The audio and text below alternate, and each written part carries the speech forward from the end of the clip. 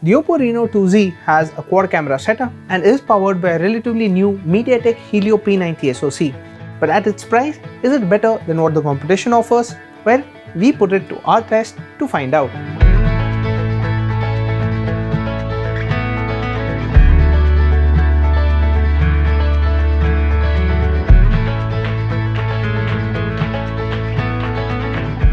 Before we go ahead with a full review of the Oppo Reno 2Z, be sure to subscribe to the Gadgets 360 YouTube channel and click that bell icon so that you're the first to know when we have a new video.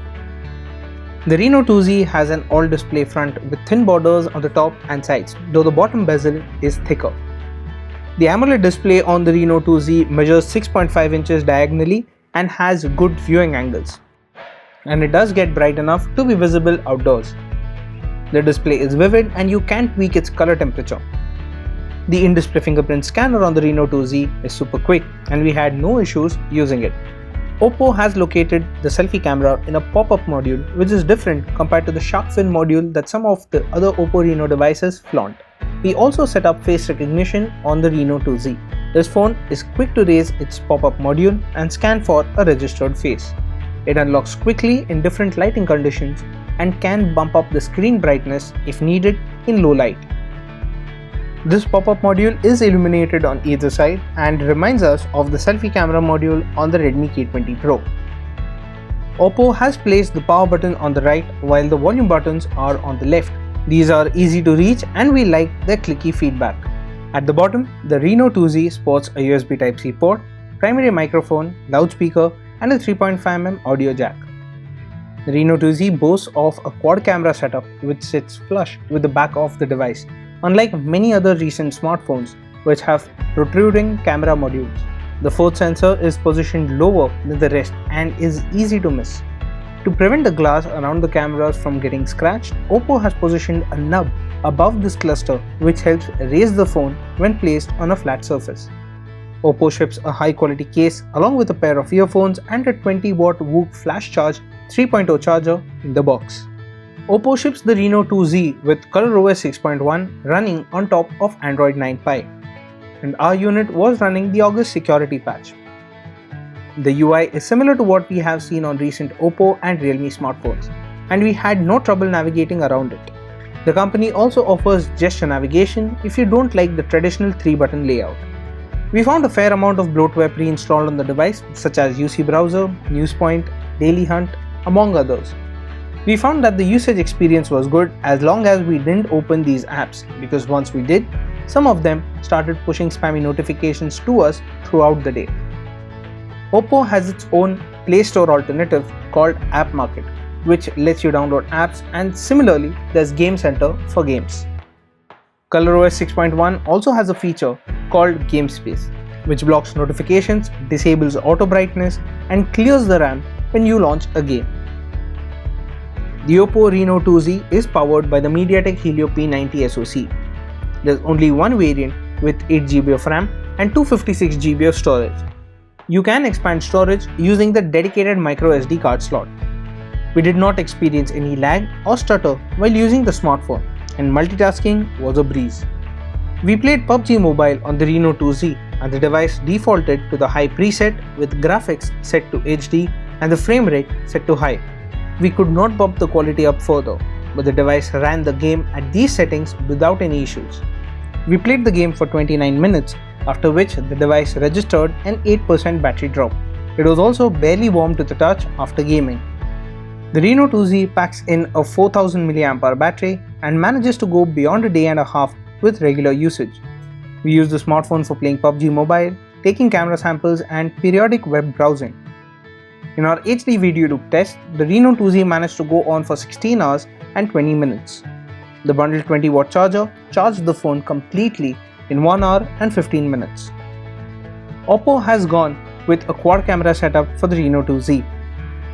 The primary sensor is the high-end 48-megapixel Sony IMX586, which has recently been used for affordable devices such as the Realme 5 Pro.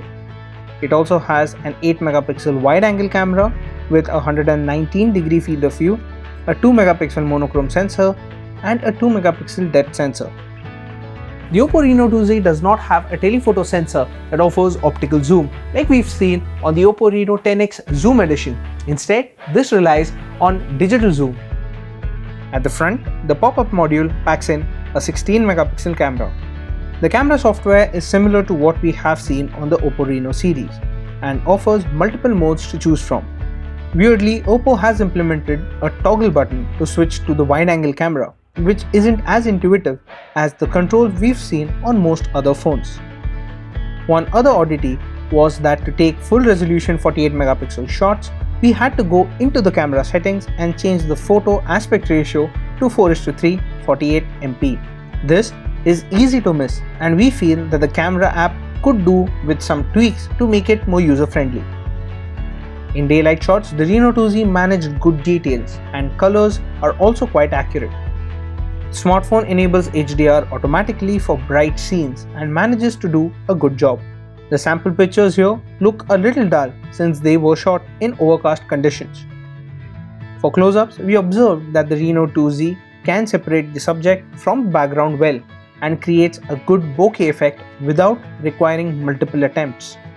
Photos taken with the wide-angle camera had less detail than those taken with the primary sensor, but the software corrects barrel distortion. Photos taken in low light did not have a lot of noise. The AI detects dim scenes and lowers the shutter speed. These photos appeared good as is, but we noticed a lack of detail on zooming in. The Reno 2Z also has a dedicated night mode which lowers the shutter speed further. This resulted in brighter images with better details in the shadows. Portraits taken with the Reno 2Z had good edge detection, and that lets you set the level of blur before taking a shot. We liked the output quality. The phone also managed to correctly blur the gap between our subject's arm and body. Selfies had good details, and the app does have beautification enabled by default. Selfies taken in low light had less detail, but the screen flash can come in handy when shooting in dimly lit environments. Video recording maxes out at 4K 30 FPS for the primary sensor and 1080p for the wide-angle camera. Footage shot at 1080p was stabilized but had a jittery effect visible in the output.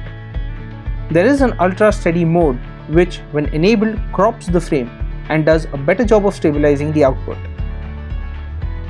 Video taken in low light also had a visible shimmer effect and details were poorer. Oppo has been marketing the Reno series primarily on the basis of camera quality, and the Reno 2Z does offer good photo capabilities. However, the camera app still needs some tweaks to make it more user-friendly. The MediaTek Helio P90 SoC did not deliver the kind of performance we were expecting for the price. Other smartphones competing around this price, such as the Redmi K20 Pro, offer significantly better performance. If you are willing to spend extra, the Asus 6Z and the OnePlus 7 do offer better value for your money. And that was our review of the Oppo Reno 2Z. What do you guys think about the smartphone? Let us know in the comment section down below. Share this video with your friends. And as usual, for all things tech, stay tuned to gadgets360.com.